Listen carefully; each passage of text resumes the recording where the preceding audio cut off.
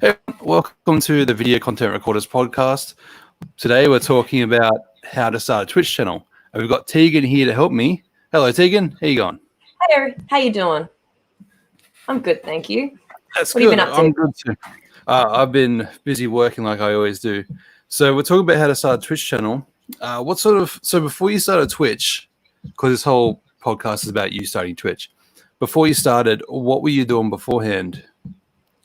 So beforehand, I've always been pretty creative. I was performing all over the world. So I worked in Hong Kong at the Disneyland, and I also worked on cruise ships. I've always been singing and dancing pretty much. And then, I've come back to Australia, and I was where I met my partner on the cruise ship that I was working on.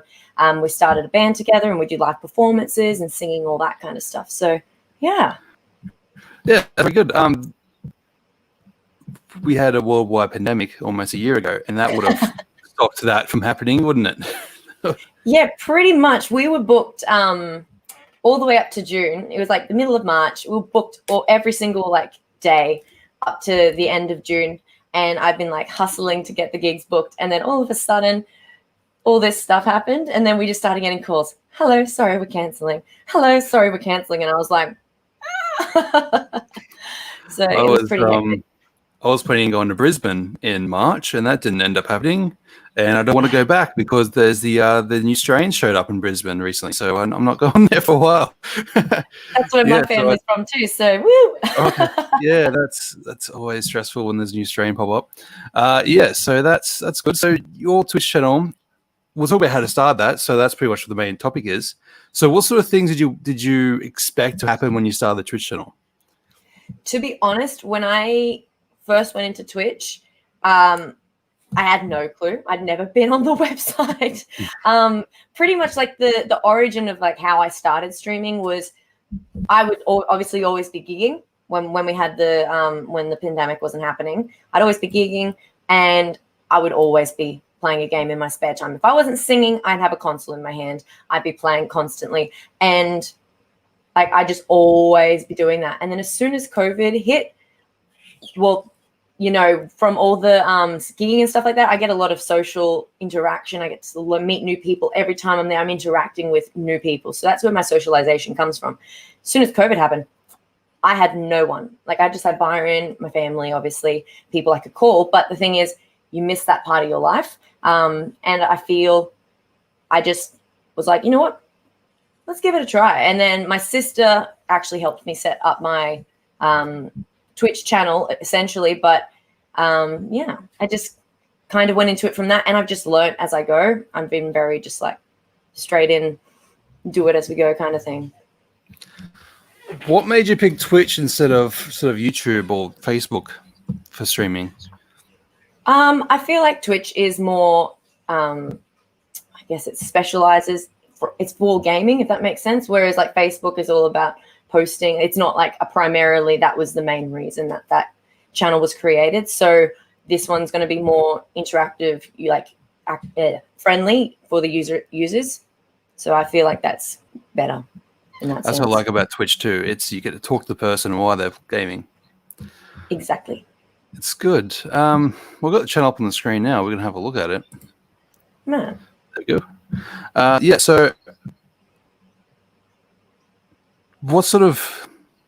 Trying to think of... Sorry, we were both very tired today.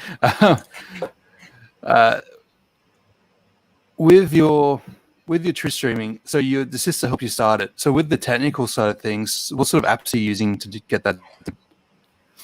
To get that going? So I'm actually quite versed in Photoshop. So I do all my Photoshop stuff. I do that all myself. I use Photoshop to make my artwork. I make all my overlays myself.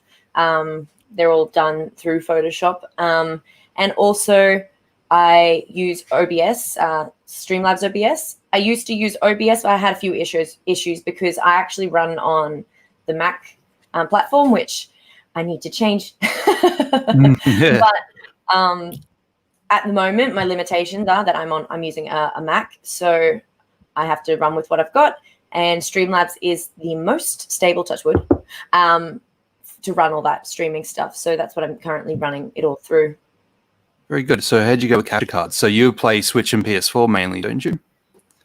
Yeah, so I have multiple consoles connected to my capture cards. So there's so many. There's a PlayStation 4, PlayStation 5's connected. We've got a PlayStation 2, a Wii, a Nintendo Switch, a Nintendo 64, and an Xbox. We've got 7 consoles connected to this capture card. Do you have it's quite fun. Yeah, do you have a Switch set up? So you So switch pretty between much, different... yeah, I've got like the direct that goes into the monitor for the output, but the input pretty much if you look under my desk, it looks like but there's just like all the leads, all the HDMIs coming from the consoles just hanging there, and they've got little tags on them, so they say like PS4, PS5, and then all I do is literally pull it out and put in the one that says the right one, and it connects. So got a good system going on under there. Because I don't label my things, and I've got cables behind my screen. A lot of cables, a lot of switches. Yeah, I don't label them, so I've got to figure out what's what. Cool. So yeah, with the Mac, that's always interesting. Is that a MacBook? Yeah, it's a MacBook Pro, the 2018 version. Okay, Yeah. so it's not too old. Does it get really, really hot? Because you did some big streams, like 30-hour streams the other day. Yeah. Yeah, no, it does chew a lot of the CPU. Realistically, this isn't an ideal system to run a stream on. I would definitely recommend a Windows-based system, as you like, because you do all your research. Like, that's another thing that I would really recommend for people starting out. Do your research. Always look into what other people in the field are using. So look at what the big people in your game are doing, like all the massive streamers, what they're using, because usually in their About Us section, they have a list of all their system requirements, because everyone likes to know that kind of stuff. And you can see that. And then obviously that's, if you're starting small, you're not going to be able to do that, but you know where you're heading. So you can get equipment that builds up to that. That's your end goal, and then work your way from there up. Start small, always start small, and work your way up from there. So yeah. So you pretty much use what you got to start off with, and then build up from there. Yeah, like with myself, I had a MacBook, so I was like, cool. Yeah. So I used the MacBook. Didn't have a camera. I either had the webcam on the thing. I was like, you know what? I'm going to use my phone. You can use your phone. Nowadays, it makes it so easy to you literally plug your phone in, and you can use it as a source. So I used my phone as a source. I had no mic except for the one in my laptop, and I was like, pretty much, I think the most important things are your visuals and your audio in your stream. Obviously your content as well, but your visuals and audios are going to be things that turn people off instantly if they are not appealing. And people will always judge that subconsciously, or they're going to do it. They're going to make a judgment. They're going to form an opinion. So you need to not have, if you have like crackling static audio, it's not really going to be good. So they're like kind of the main things you should be pumping, like trying to upgrade first. So I was like, I don't have a mic. I'm not using this MacBook mic. And I was like, well, I'm a singer. I have a mic that I sing with. Should be good enough. Plugged that one in on a mic stand, and I just used my XLR and plugged it in. Used that. That was my mic for about, I don't know, 3-4 months. So yeah, you just work with what you've got. I see someone who does retro gaming, and they've got they got a singing mic set up, like an actual big, one for singing. Singing mics and recording mics are very, very. Sorry, my laptop's about to. I forgot to plug it in. No. They pretty much go hand in hand, because you use condenser mics. So what I'm running right now is I'm running a Rode condenser mic, which is pretty much what they use. It just captures sound really, really nicely. Sorry, I'm just going to duck under my desk of wonders. Yep. No worries. There we go. She's all good. There we are. Yeah, it's just, yeah. So being a performer, you have a lot of skills in a lot of different things. So your Photoshop skills are very good. Did you draw your graphic, your profile picture? I did not actually. I found her. I drew my graphics the very first time when I first came on. It was a great attempt. It was a good attempt. It needed to be upgraded, but this is something that I also would like to touch on. Always just put a placeholder. You got to know, there's there's three things like when you're wanting to start it, like the three categories I feel that you need to kind of explore when you're wanting to start a Twitch channel. You can come down to three things: vision, branding, commitment. And under like your vision, you need to like know how you want the world to see you. So you need to have a clear idea. How do you want the rest of the world to view you? Because they're going to be seeing you every single day. So I would always recommend as organic as possible, because if you're trying to be someone you're not, it's hard to keep up like that per se. Like it's hard to be someone you're not. And if you're there constantly, you're going to slip up, and it's too much pressure. You don't need that pressure. So I would just say always just stay as true to yourself and authentic as possible, because people will also see straight through it. They're always going to see straight through it. I'm always also seeing here that you do a lot of cosplay as well. So you're very confident in a lot of different things. Well, I love my cosplay. I've always been a dancer, so I've been in costumes my whole life.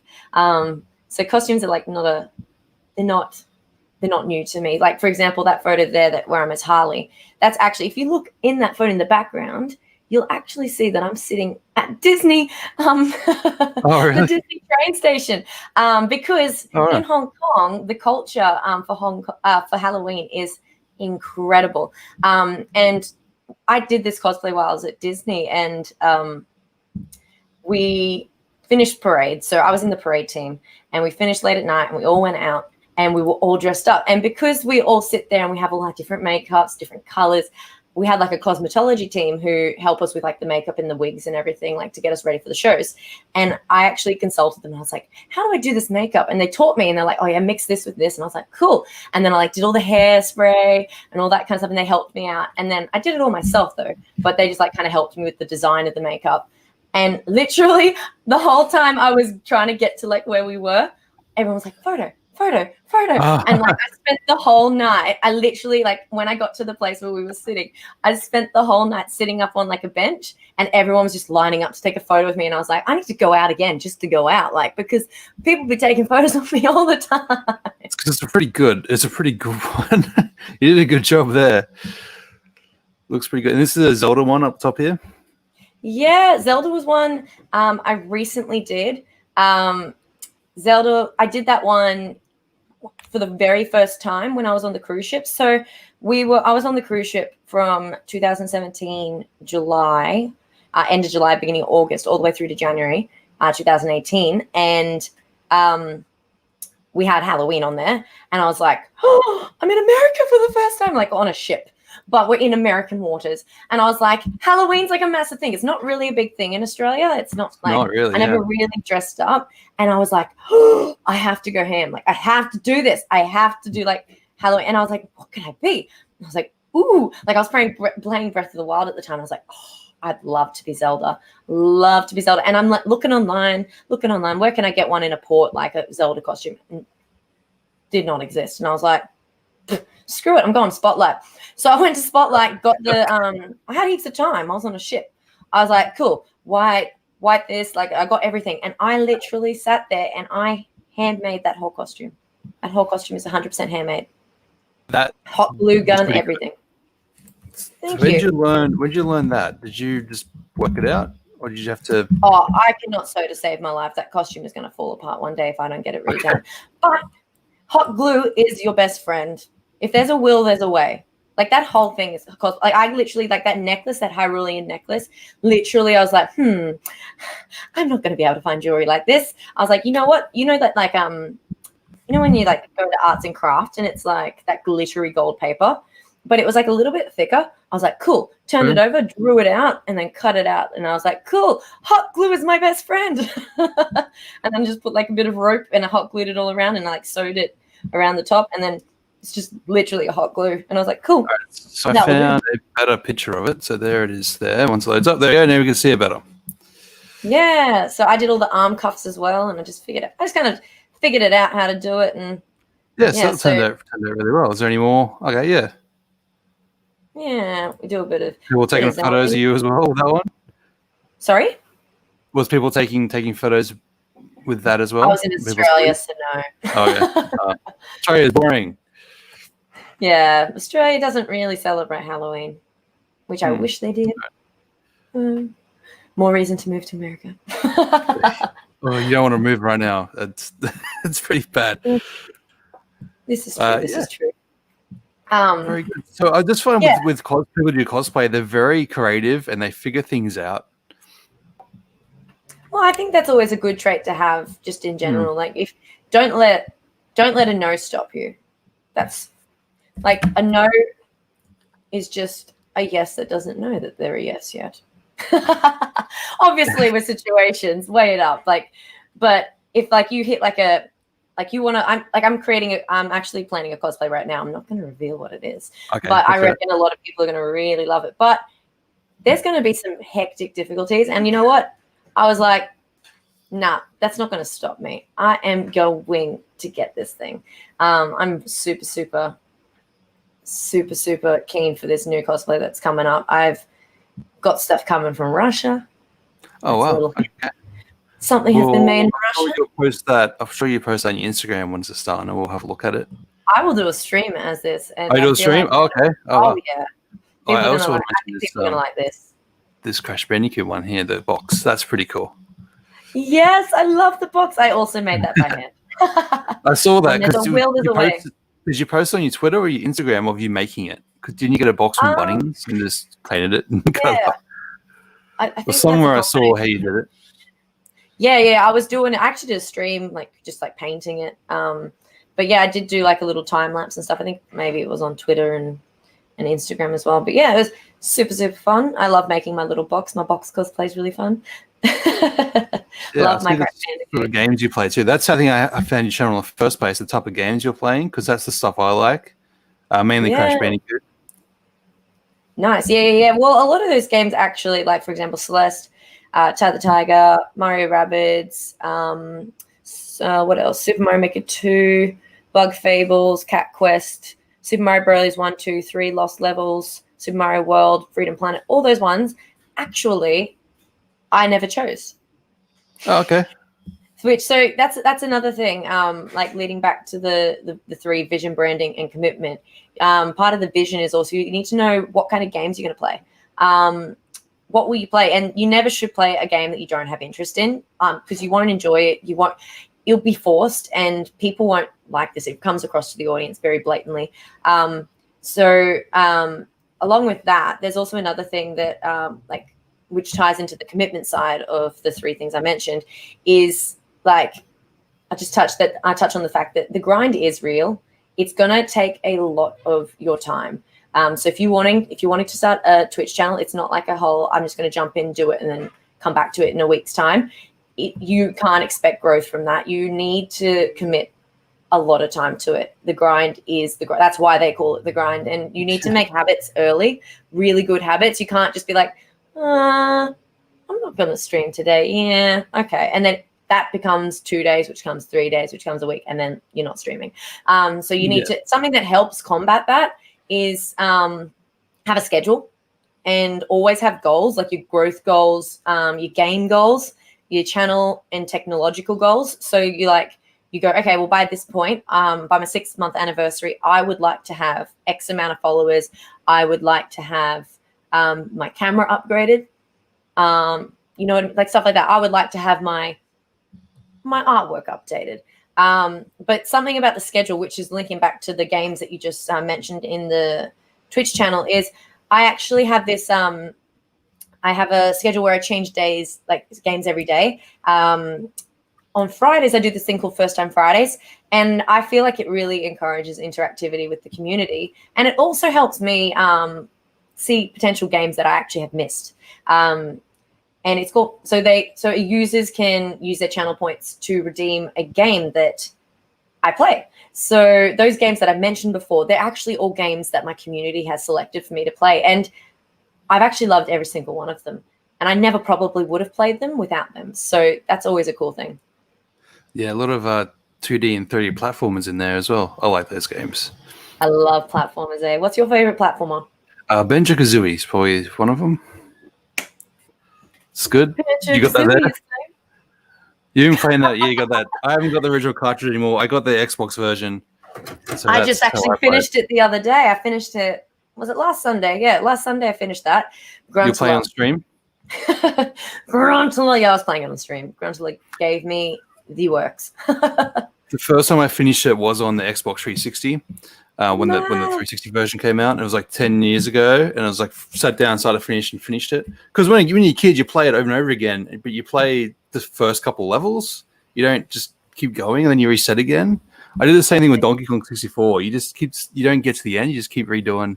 Have you ever been to the end of Donkey Kong 64? Not yet, but I have to. I've got it on Wii U, so I have to sit down and finish that too. That game is so like long. my pride and joy. I have finished that game to 100. I got 101 bananas. You did it because that game is ridiculous. 8-year-old Teegan, very proud of myself. Very good. So there's a bug in that game. I'm not sure if it's in the Australian version or the American version. It's to do with this how the speed works in the game, because with American and Australian TV it's different speeds. Mm. But there's a thing when you got to shoot a what do boats have? You have things that make boats spin. The spinny boat thing, the turbines. You got to shoot the turbines and hit something. You got to hit it in between the turbines. Remember that bit in the game? Yeah. So there's a speed issue. When you finish the game and come back to that bit to finish off, it goes too fast. It's the bloody. Is it the fish one? You know when you're in the fish. It's the fish one. I saw a video of it. I was like, I don't remember that bit, but this guy was saying it's a bug. It's the worst. But you have to do it as you go. I think they actually did. They put a if you have like the Rumble Pack and the added memory in your Nintendo 64, it actually fixes it. Oh, does it? Okay, I don't think the game even opens without the. Something like that. I don't know. I'm not. Whatever that bit is, you gotta do it as you go. You can't come back to it because of whatever reason. I don't know what version it is. But yeah, like when 64 is what I had. I had PlayStation, so Crash Bandicoot stuff is what I played as well. Sonic, did you ever play Sonic? Kind of. I didn't really, as a child, get into that, so it didn't really stay with me like as I grew older. But I'm actually about to. Yeah, I'm a bit young for Sonic. I was a bit more of a Mario, Mario kind of grabbed me. But I'm actually going to be giving a Sonic game a go soon. One of my viewers really kindly generously donated a game to me, so I'm actually going to start playing that one. So that'll be really, really, really, really fun. But yeah. Yeah, so you're doing pretty well because you've been on for a year and you already have over 1,000 followers. Yeah, I'm just reaching 10 months now. Yeah. 10 months, okay. So not even a year yet. Yeah, so that's good. What are the... Yeah. So do you have any expectations when you started? You just want to have something to do when you couldn't work, pretty much? Well, Twitch for me was an escape. And it also, I always play my games and I'm always a performer. I love just being on show. And Twitch kind of was just there when I needed it. It kind of helped me connect with people, connect with the outside world. It gave me some sort of purpose when my whole gigs were just uprooted from me. And I was doing it anyway. I was playing games anyway. I'm a gamer at heart. If I didn't have Twitch, I'd still be gaming. I love that. And funny you say that. I actually some advice I'd like to really give about that is money should never be the primary reason why you start Twitch. If you want to make money, go get a job. Because it's not, your heart needs to be in there. Your heart needs to be in the games. You need to love interacting with people because that is what you do on a daily basis. And to be honest, without my community, without my viewers, I am not a streamer. You are not anyone without the only reason Ninja is so big is because he has that following. If he streamed and didn't have that following, no one would care. You know what I mean? Like you need to you could be it doesn't matter where you are in your journey. The people that are behind you are actually the people that make your community. And that's why I'm so thankful for my community and why when you start a Twitch channel, your importance should be so much heavily weighted on the community. I can talk a bit more about that if you'd like. Yeah, that's good. But I was going to mention the money side of it because people will see Ninja and see Pokemon and see how much money they're bringing in. It's like, I can make money too, but it's more than that takes a while to build the money up. Yeah, You gotta get subs, 100%. you got to get donations. It takes a while to have that happen. The thing is with Twitch, it's very exponential.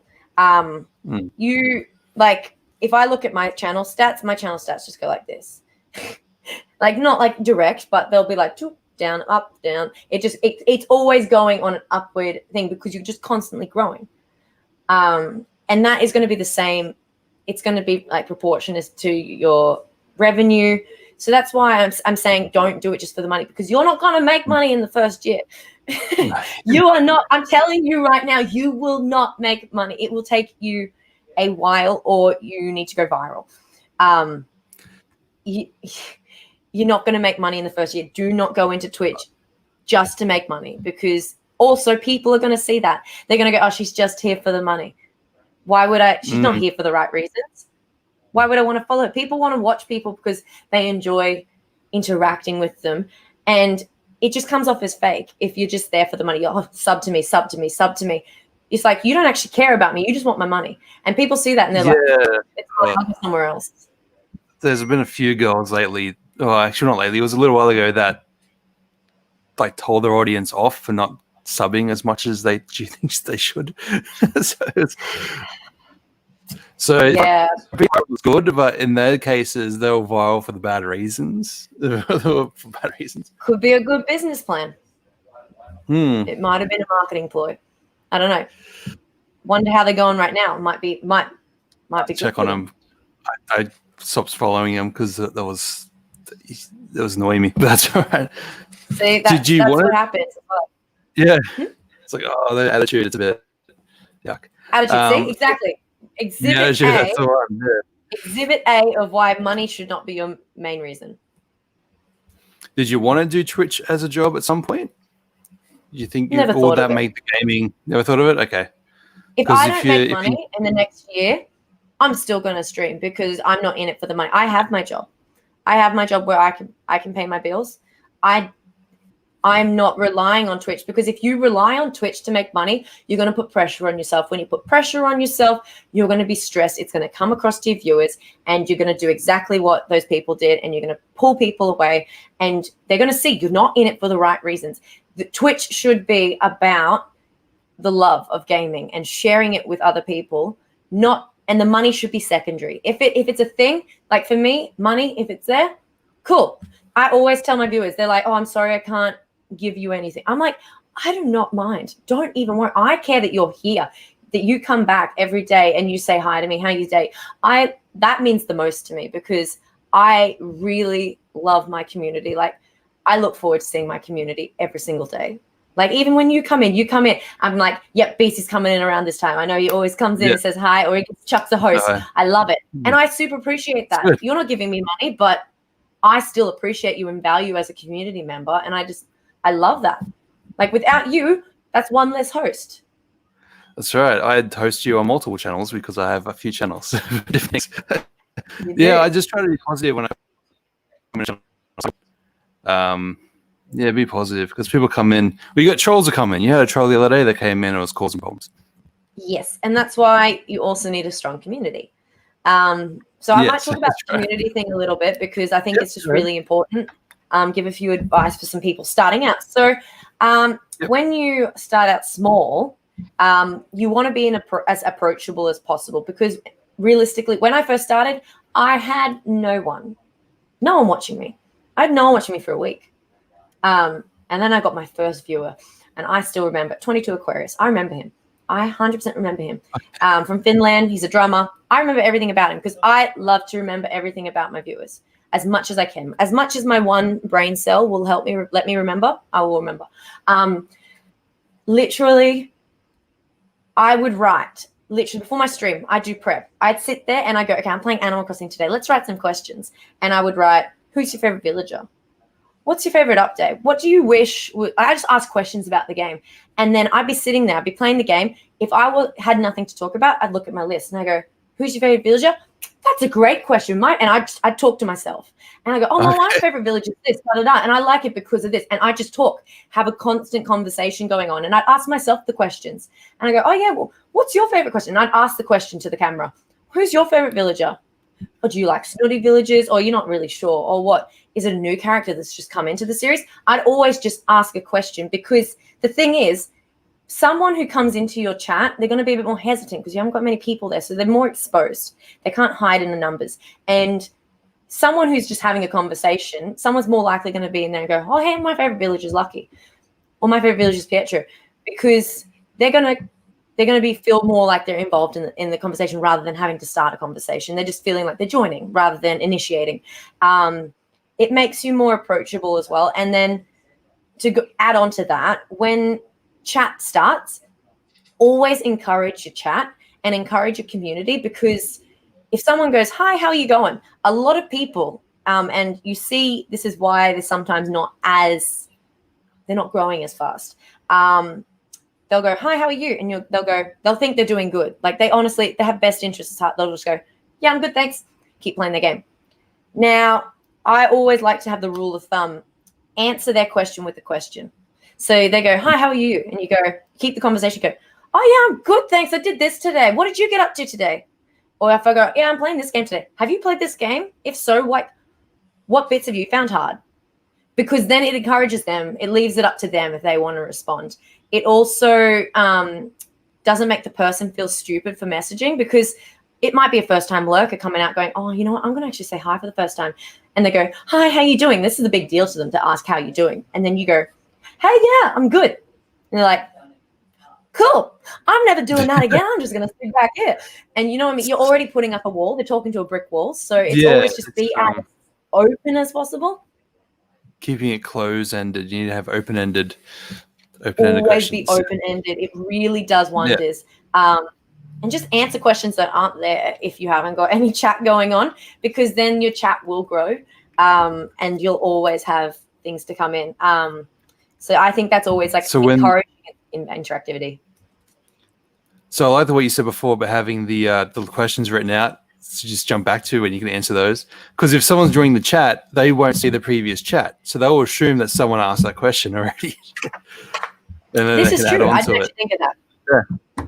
Oh, well, I thought you thought that. That's right. Yeah, they wouldn't know. But you just asked yourself the question. Yeah, you just ask a question. You just go, hey, what's this? It also just it keeps you going, and it also just gets the ball rolling. It kind of another thing you can always do is comment on the game. Always have a running commentary. Think about whatever you're thinking, just straight out. Obviously have a filter. But just if you're thinking, oh, damn it, I wish I made that jump, instead of just being, you know what I mean? Oh, I wish I made that jump. Maybe I'll try doing this. And then it just kind of, it gives more opportunity for someone to interact with you. I feel like that's a big thing. So you play games for yourself for years, and then you start doing Twitch, and you have to start thinking about the chat, thinking about talking, and playing the game at the same time. Is that frustrating? Trying to do all those things at once? Is it just concentrating on No, game? it's a juggle. I'm going to say it's a juggle. You got to learn how to juggle it. But the thing is, if I didn't want to be talking to those people in my community, again, the community is the core of it. If I didn't have my community, I wouldn't be on Twitch. I'd just be in my lounge room playing my games. If you don't want to talk to your chat, don't stream. Go play your game. It's fine. You don't have to talk to people, but don't stream and get angry at people for wanting to talk to you. You know what I mean? The whole point of Twitch is being interactive while you're playing. So if you don't want people chatting to you, you're in the wrong place. Maybe Twitch isn't for you. Yeah. Maybe you should do YouTube videos instead. Yes, that's a good alternative. Pre-recorded YouTube videos where you don't have to interact with people. You can interact by choice with your comments, etc., like that. That's always good. But yeah, Twitch is really community-based. It's really community-based, which is why I really want to drive home that you need to really put a lot of weight on your community. Like, for example, your lurkers, never call out lurkers. I know I've seen a few people try and call out lurkers. It doesn't work every single time. It just never works. They're actually your best viewers. Lurkers are your best viewers because they'll be there watching you. You don't even know. They're just watching you. But they're comfortable in that situation. So don't make them awkward. Don't call them out, make them awkward, because then if they want to talk, they're going to talk to you. But support is support in any form. You know what I mean? So if that people support you in different ways, and you just have to love your lurkers. Lurkers, they just like to. Some people don't like to talk; they just like to be there. But they're gonna grow your channel because they're gonna be there every day watching you. Sneaky. Yeah, it's good. Yeah. But the games you play are pretty intense. So you got the racing games, you got the CTR Mario Kart, and then you got the Crash Bandicoot 4. Hey, you got all the. Did you finish that completely? Yeah, I'm 106%. Finally, I'm doing developer relics. Okay. Because I'm watching you, and there's some frustrating bits you got to concentrate on.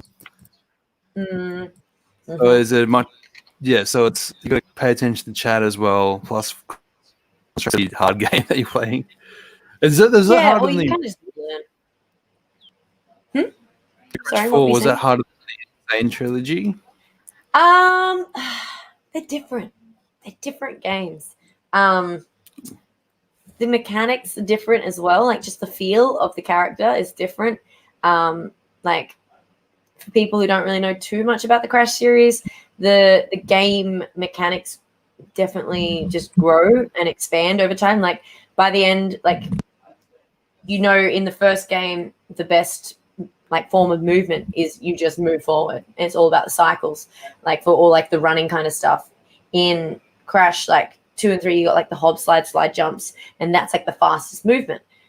In Crash 4, hob slides are irrelevant. They're not actually as fast as the triple spin or the slide triple spin. And it's different. It's just a different game. It's got a different feel, and I love it. But it can be a bit more difficult. But I actually do think that the Crash 4, because it's a brand new game, I feel like this game is very good for a beginner who hasn't really done the Crash series before.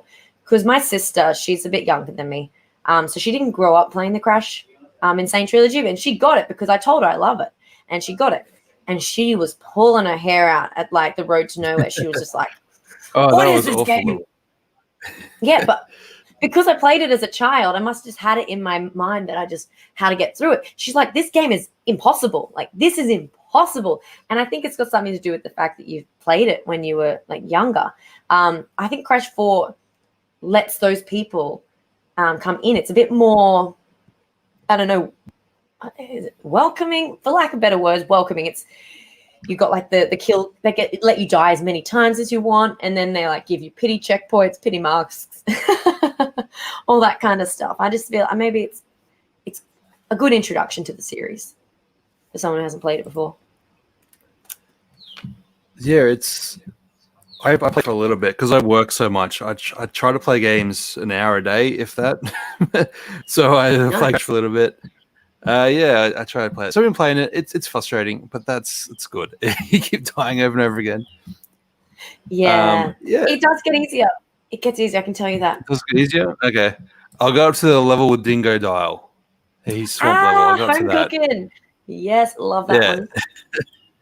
Yeah, you just keep going through. Keep going. It will get better, and then revisit the first levels. You will be very surprised. You'll be pleasantly surprised. The game really like helps you grow. I love it. I love that game. That's probably one of my favorite games at the moment. Yeah. It's a good game. Yeah. Anything else you're planning on playing soon that you want to reveal, or not just yet?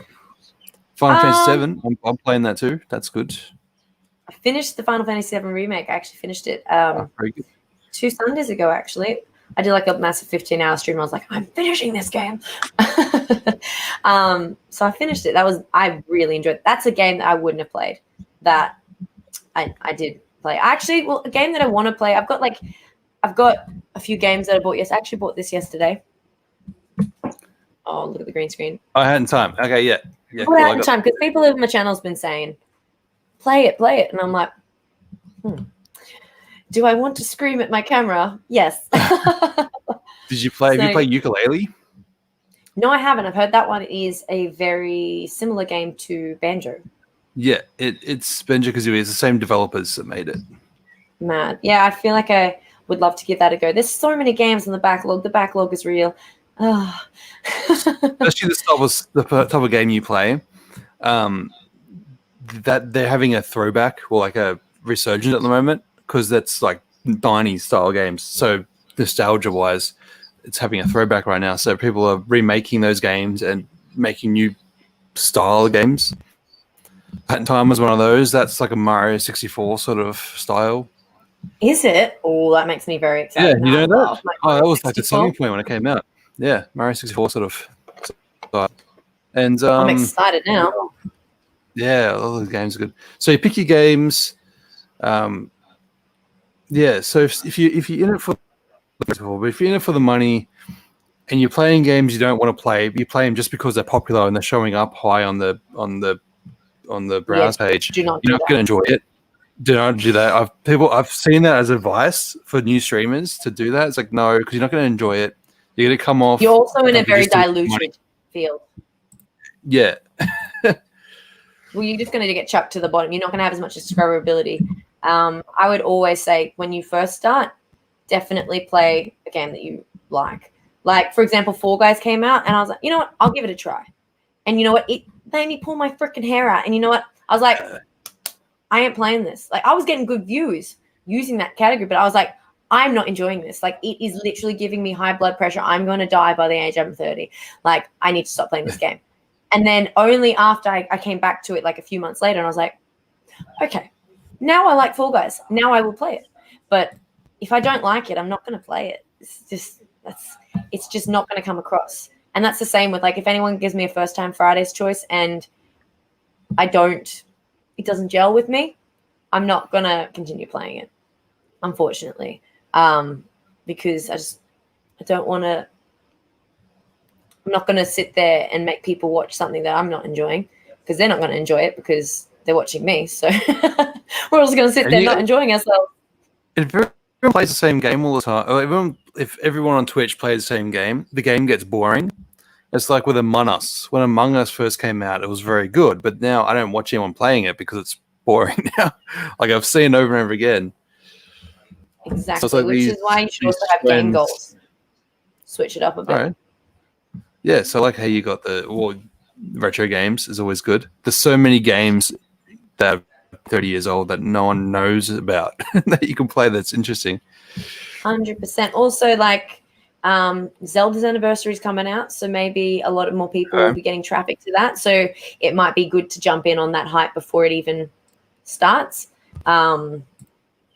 That's an idea. If you're into the Zelda series, don't just do it because it's going to be popular. But if you are a Zelda fan, that would definitely be a good strategy to play through it. I want to be playing through it. I love Zelda. I would love to start from the beginning, just work my way up, because I reckon they're going to do something pretty special this year. Yeah, for the Mario one, they released the games on Switch. So hopefully for Zelda, they're going to release the Zelda games on Switch. Yeah. That's what I'm hoping. I'm hoping. They did you know that they released? It was one of the 64 games. They released it for the GameCube. Did you know about that? Was it Ocarina of Time? I want to say Wind Waker. No, it was maybe it was Majora's Mask. Yeah. I'm not. Someone fact check me. It was a 64 game that they released on the GameCube as a part. It was a part of the Wind Waker Special Edition or something. Yeah, so you actually play the game on the GameCube. It was cool, but they don't really. On the Nintendo 64. I think they would have came out for Wii and Wii U as well when the Virtual Console came out too. Nice. I wish game developers release their older stuff more often. That's what I like about pretty Sega. much that's the market.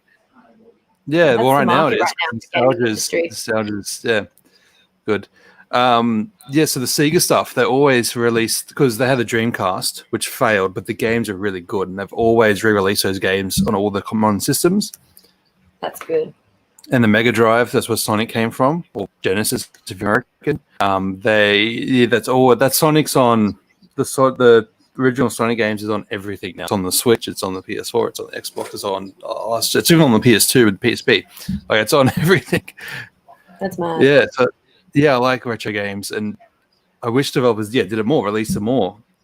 Not remaking. I don't like remakes. I mean, they're fine, but I rather the originals. Did you hear what happened to 13? That shooting game that came out, the cartoony. No, I didn't. No, Tell me they've about it. had a remake, but it was just cheap enough. It was just like everything was just cheap about it. They should have just remastered it and not remade it. Oh Yeah, gosh, but it's just cash. They're doing it for the money, like we were saying before. money Don't is do things for never money. should be primary. No, people were like comparing the original game with the new one, and the old game still looked better than the new game. The old game 20 years old. That's unfortunate. Because it's a comic book art style, which which is good. The new game is more realistic, and it's going to age faster than the original game's going to age. Like yeah. Anyway, so you think we covered everything? So There's one more thing on the chat that I would like to touch on, which also comes down to your vision and your branding. You need to know you got to know yourself and don't force your branding. Have placeholders, which is what I did, because I wasn't really sure how to brand myself. I had placeholders, and then I found the current art that's below me right now. I found that on like a really talented Instagram artist, and I asked her to do my art style because I really liked the way she drew. So that's how I got that done. But I had something in a placeholder in that time. She also did my background, my icons. So like, you find people along the way. Don't force stuff. And always stay true to yourself. Don't try and be someone else.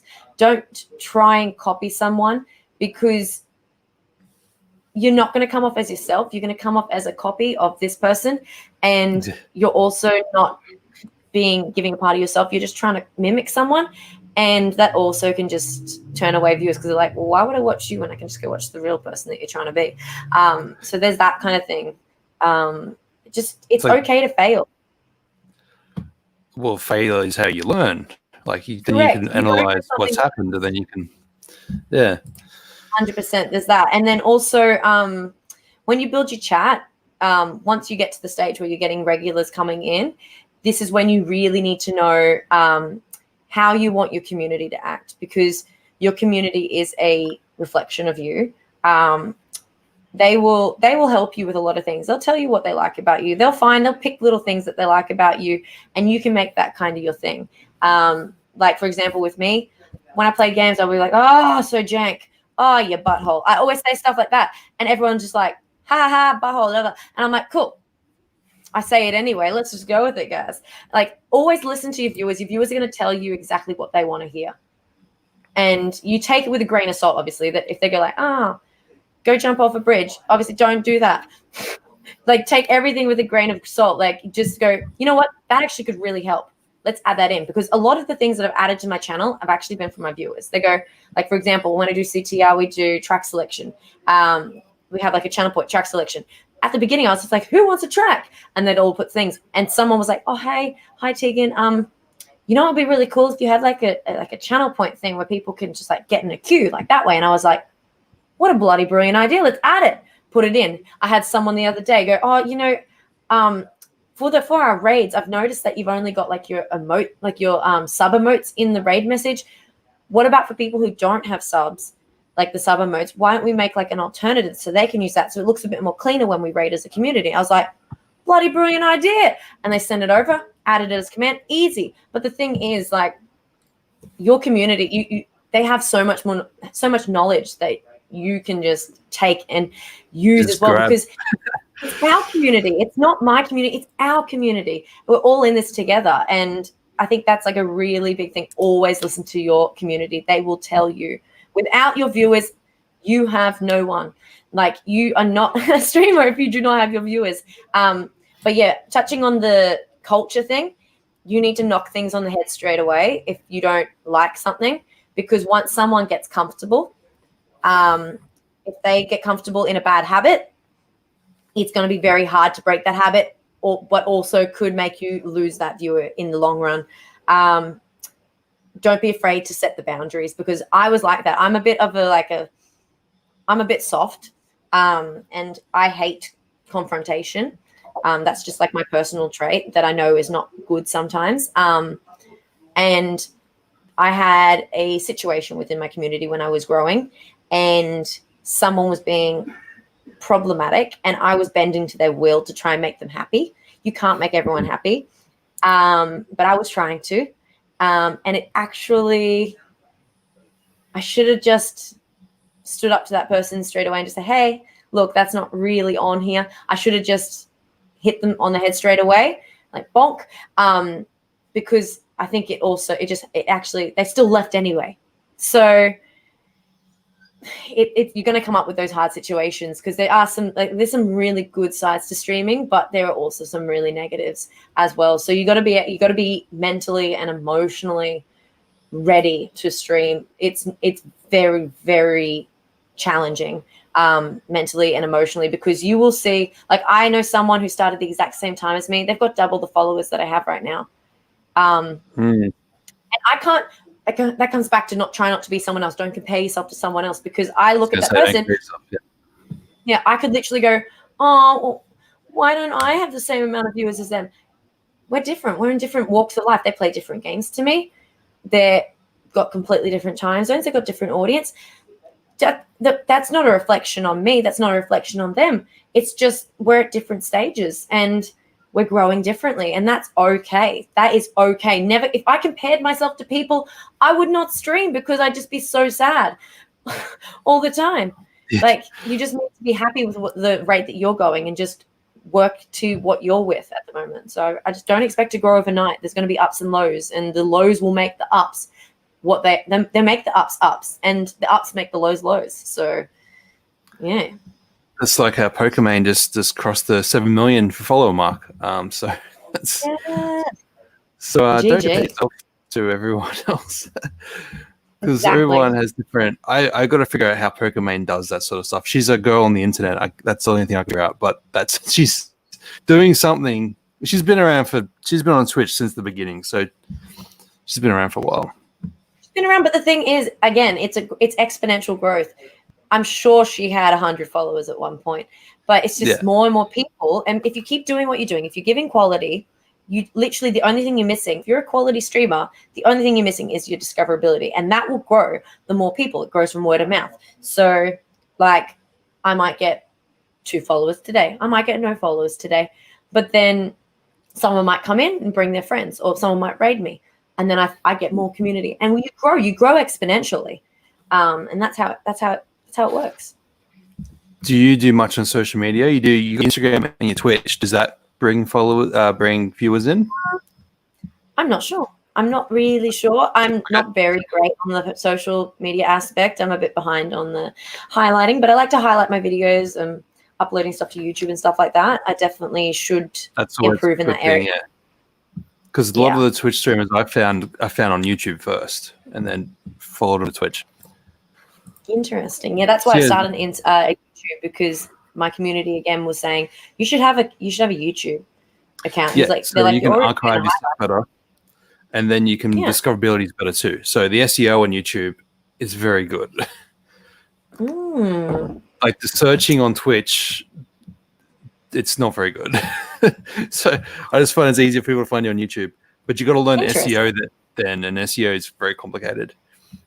Yeah. I'm good at it, but that's my tech channel though. That's not gaming, so gaming's different again. Man, I might need to rack your brain sometime. Yeah. But yeah. So what about with schedule? So you work as well. You're doing your singing still. That's still going okay now? COVID sort of calmed down a little bit? On off. Okay, yeah. Because we have a good period, and then we have a lockdown again, then we have a good period of another. Well, I see it firsthand. I can tell you, these people are crazy. They're waiting, they're itching to get out. Like when the restrictions got lifted, we did a gig, and I was like, "Help me!" It was like caged animals had just been released. I was like, "Oh my god, they're wild!" I was like, "We are going to have another outbreak. I can tell you right now, because the way they were acting, I was like, wow." They're not being careful with this dancing. Oh no. They're not being careful. Everything. They were just they're crazy.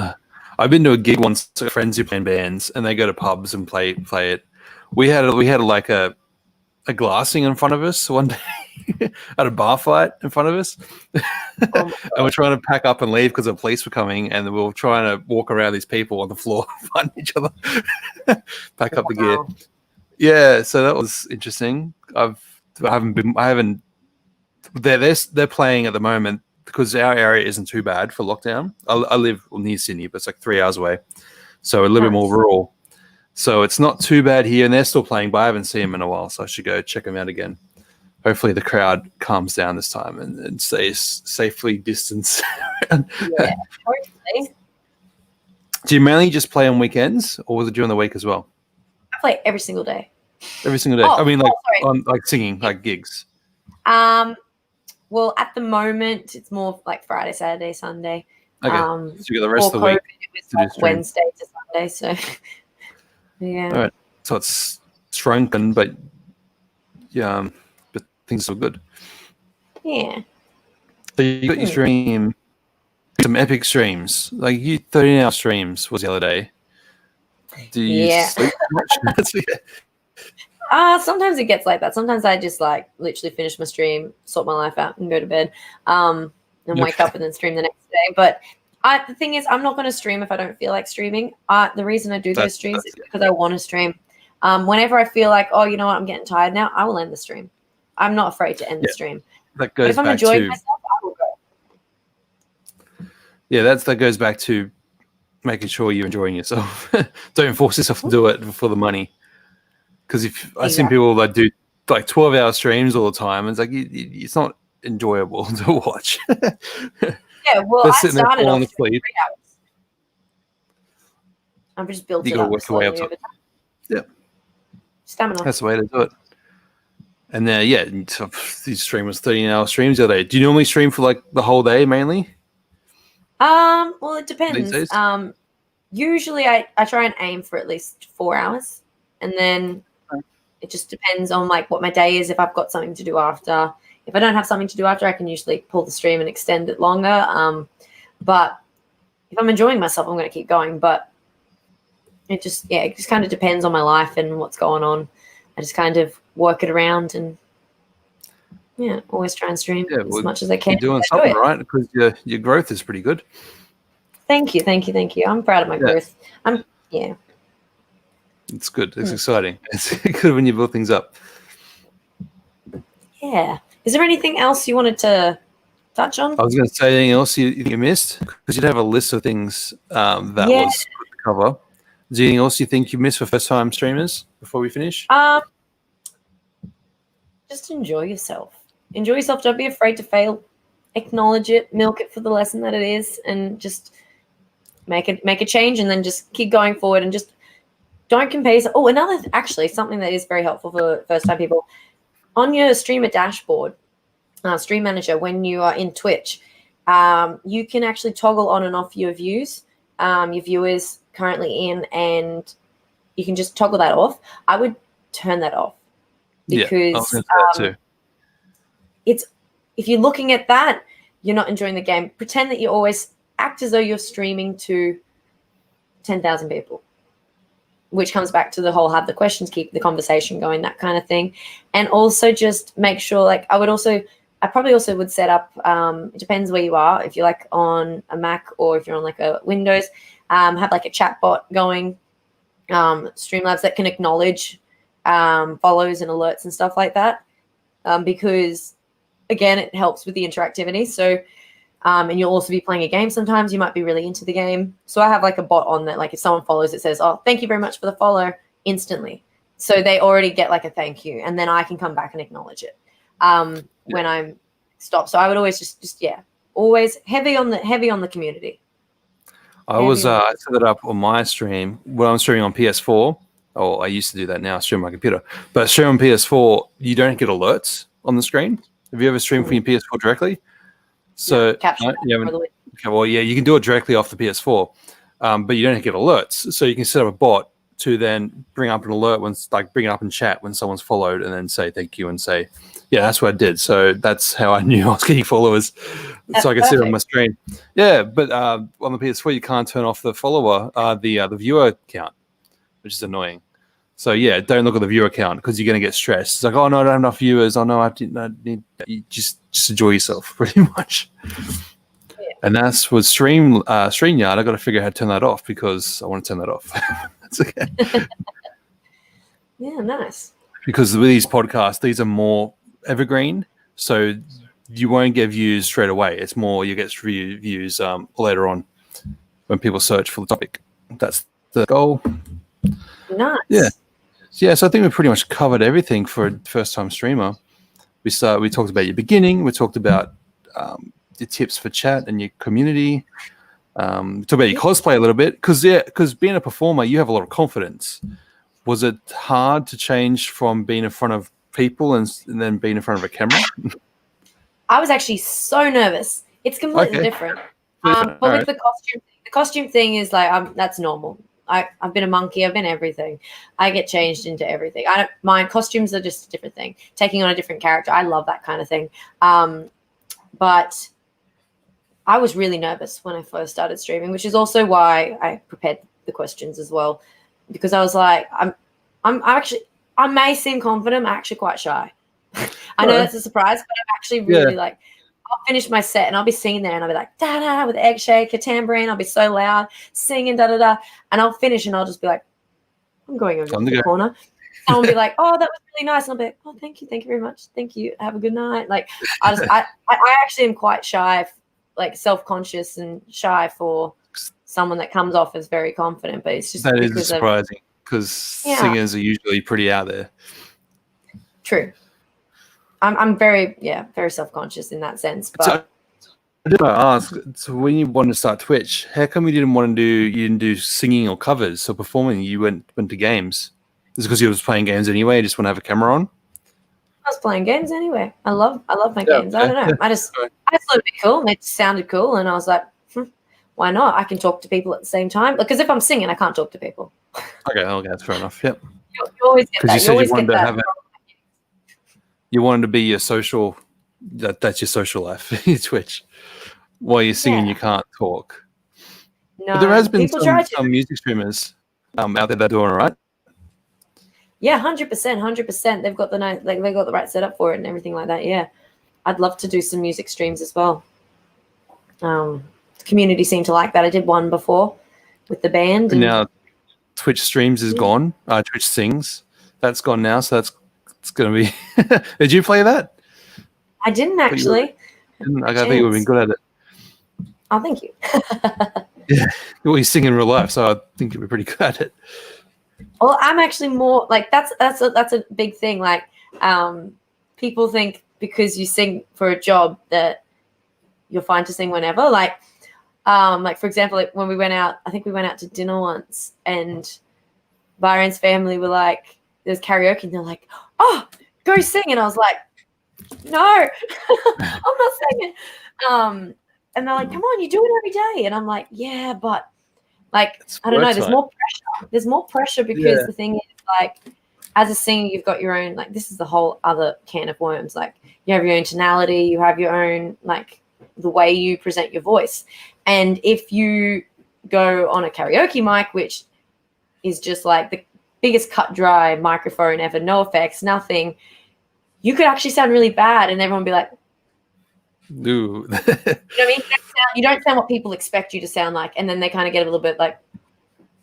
But you do sound. You obviously sound good. Like I can hold a tone, but like I hold like a tune. But the thing is, I'm more self-conscious in that sense, if that makes sense. So people go, "Yeah, well, you do it for a living." You're like, "Yeah, but it needs to be in my control." Yeah. So it's kind of like that. That's like with my work too. It's you have work mode, then you have home mode, then you have game mode. All these different like mindsets you got to be in to do your job and do different things. So when someone says eat dinner and then go sing, oh, well, I'm not working now. It's a bit hard. Can I do it later? Yeah. So if people want to watch you play games, where can they find you? What's your Twitch channel? My Twitch channel is twitch.tv/Teegster. If you also want help and advice, you want to ask me something about like setting up your channel, you want some sort of question you have, you're more than welcome to just send me a whisper. I'm always trying my best to respond. Also, you can find me on Discord. We have a Discord server. You can access that through the Twitch channel as well. We have a wonderful community. Everyone's always going to be like, welcome. Just send me a message. Always private message me. I'm always, if I can answer you, I will help you as much as I can. Because the thing is, which is something else I didn't mention, I had a lot of help from people around me, and everyone was so lovely to help me out. So I'm always, if someone asks for help, I'm going to give it to them. I'm going to do as much as I can in my power to help them.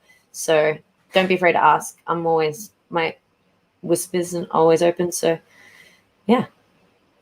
Very good. And they can find you on Twitter as well. I'm on Twitter. Yes. In Twitter. You're on Instagram. YouTube. Yeah, they can check out your cosplays over there too, because you got the full photos. On your Twitch, you only just got like a preview. Yeah, on my Instagram, I think I got that as well.